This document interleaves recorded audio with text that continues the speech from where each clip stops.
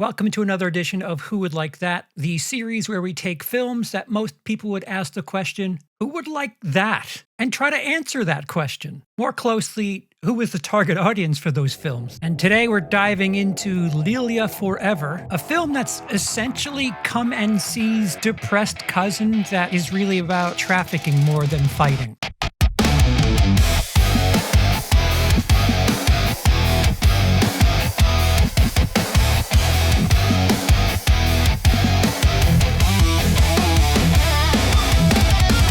What's going on? This is Charles, otherwise known as CP, otherwise known as CPO. WILIscredia, Savage Cinema, welcome. 16-year-old Lilya and the young boy Volodya live in Russia and fantasize about a better life. In a struggling post-Soviet community, Lilya, a teenage girl, is abandoned when her mother moves to the United States with her boyfriend. Facing neglect and poverty, she meets Andrei, who offers her a job in Sweden, giving her hope for a better life and a journey that will change everything. I might have been light on some of the aspects of this, but the film really is just misery. It's a young girl who's poor, and the things that poor people do to have something that resembles fun, and just how terrible, the awful nature in which people will do anything to escape that type of life and not think about those around them. And the movie just continues to do that. This is a movie that, I don't know, I think like edgy kids who want to watch something like, I don't know, Cannibal Holocaust or any of those types of movies, Serbian film, this doesn't really have that visual,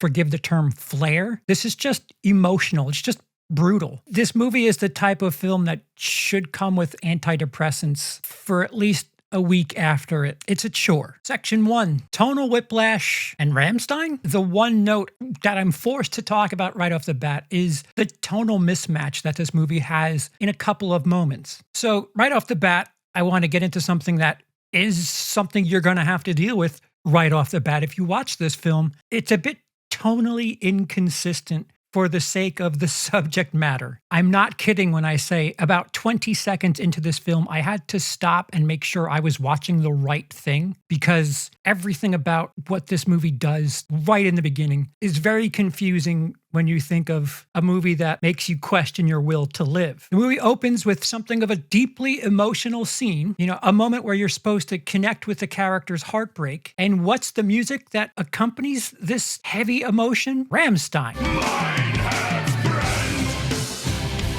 Mein Herz brennt, which the lyrics translate to something that's a bit more in tune to what the emotions are, but not the sound. Listen, I love Rammstein, Du hast keine Lust, some of my favorites. Hell, even Te quiero puta, which I heard is a love ballad. But pairing that sound with this scene to lead things off, that's kind of like pairing a scene from the devastating Schindler's List, but dropping some sort of Skrillex loop underneath it. It's a choice.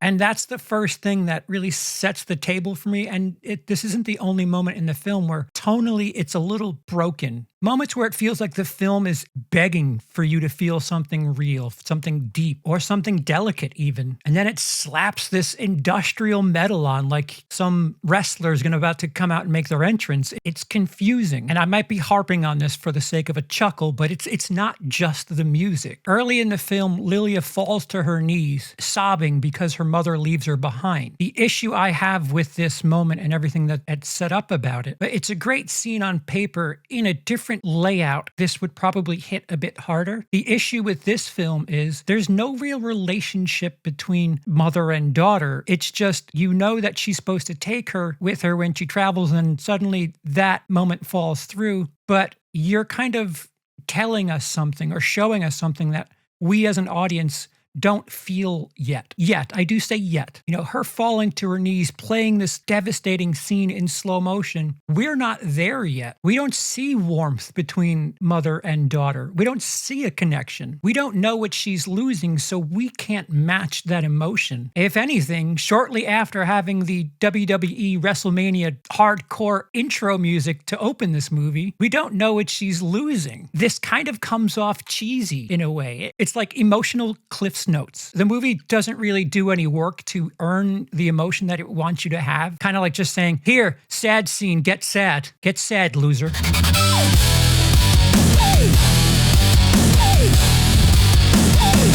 And it's like, as an audience, we're like, dude, we just got here. What does this mean? What's her name again? Can you take your coat off before you give me your life story and expect me to cry along with you? I have feelings, damn it. But that leads into the film's true strength. Lilya Forever does something in this space that most films utterly fail at. It shows exploitation without glamorizing it. This isn't a typical edgy indie drama where suffering becomes the aesthetic. The scenes that involve Lilya's victimization are shot from her perspective. It's ugly, it's degrading, repetitive, claustrophobic. There's nothing erotic about them. This film isn't trying to have it both ways. Nothing is sensationalized. It's just raw. It's not filmed for shock value or to get the ironic people watching for the wrong reasons, rather for truth. And the truth is horrifying. This is one of those rare moments in this uneven film where the ugliness feels earned. You're not watching a character hit rock bottom. You're watching a character that was somewhere near there already and just things got worse. It's why I say that this movie feels like the poverty version of Come and See. Come and See just makes you miserable and wonder why anyone even fights. And this essentially makes you wonder why poor people exist. There's nothing extravagant about this. No explosions, no glorified sex, no carnage, just life. Just glue-huffing kids who are just devastatingly poor that ultimately go through some worse things. It's a raw look at life when the world decides you're disposable. And it hurts. You don't need Rammstein to play along this. You've earned that part. We're with you at this point. And it genuinely hurts, which is what's frustrating about how tonally inconsistent this movie is, because they do know how to earn some of these feelings and some of these emotions. It makes me wonder that if they were to rearrange this thing and I don't know, try to see if they can get the licensing to a different song, maybe this could be something that I would call absolutely flawless. But having said that, tonally, there's moments that certainly deserve the emotions that they're shooting for. So for whatever notes or bad that I would say about tone, there certainly is big time moments of great. So it's one of those things where, yes, it's tonally inconsistent, but it's not tonally bankrupt. Movie's commentary on poverty and class contempt. One of the most interesting things of Lilya Forever that I don't know if I've seen in other films like this, but how many films are there like this? And I certainly haven't been seeing anyone talk about this, but it shows how the poor look down on the poor, or even poorer, or about to be poorer, or the concept of being poorer. It's not just rich stepping on the poor, because we don't know who the rich are in this movie. It's just poors fighting to not be as poor as the other. I'm going to stop saying the word poor now. It's just the less fortunate stepping down on one another. Characters who are barely surviving and get a whiff, just a hint of opportunity, and then instantly begin treating the others like garbage. They act superior the moment they think they're escaping this economic reality, even though 5 minutes earlier they were just sitting on the same broken steps. And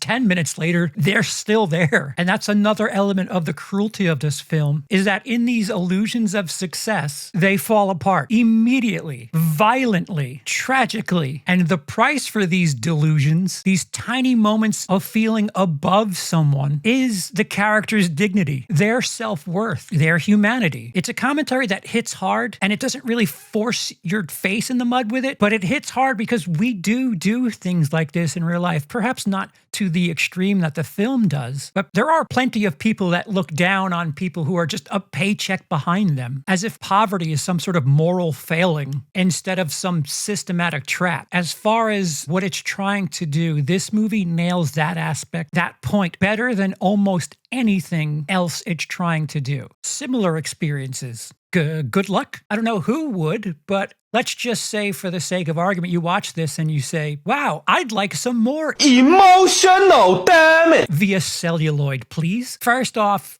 are you okay? Do you need a hug? Maybe a warm beverage? Therapy? All of the above? But films that have a similar feel, this dread, this brutal reality, the aforementioned Come and See. If Lilya Forever is emotional devastation, Come and See is spiritual annihilation. If you want a movie that politely ruins your evening and possibly your appetite, I give you Requiem for a Dream. Requiem for a Dream is a bit more pretty. As far as the film is concerned, Requiem for a Dream, it has that miserable nature, but as far as technique is concerned, it's a gorgeous film. Another film that comes to mind is Precious, and that could be the closest thing that I can think of in regards to social standing. Another film about a young girl failed by every adult in her life without sensationalizing her trauma. And if you stack any of these films together, congratulations. You've successfully created your own personal emotional doomsday device. Who would like that? So to the main question, who is Lilya Forever actually for? I guess it's for people who appreciate raw, unfiltered human suffering presented without any Hollywood gloss. It's for viewers that want social commentary but don't really have it spoken to them and it cuts deep. It's for anyone who wants to understand how poverty destroys more than lives. It destroys hope and the things you do just to escape that poverty, to escape that hopelessness. And absolutely, if you're the type of person that loved Come and See, if you wiped your tears and said, yeah, I can go for seconds, this is for you. As for everyone else, yeah, this isn't a lighthearted film. This is not a movie you enjoy. Who indeed would like that? There are movies that make you laugh, movies that make you cry. Then there are movies that make you stare blankly at the screen, questioning every life choice that led to you pressing play. Lilya Forever firmly plants itself in that last category. This is the kind of film where if you recommend it to a friend, they should legally be allowed to send you an invoice for emotional damage. This movie is an unrelenting misery simulator. The rest of Lilya Forever is an absolute endurance test. If you've ever wanted a movie to convince you that financial aid, youth programs, and general compassion for human beings should be funded like our lives depend on it, well, this is the propaganda piece I present to you. It's bleak, very bleak. So I'd like you to weigh in. If you've watched this far, if you've seen this movie,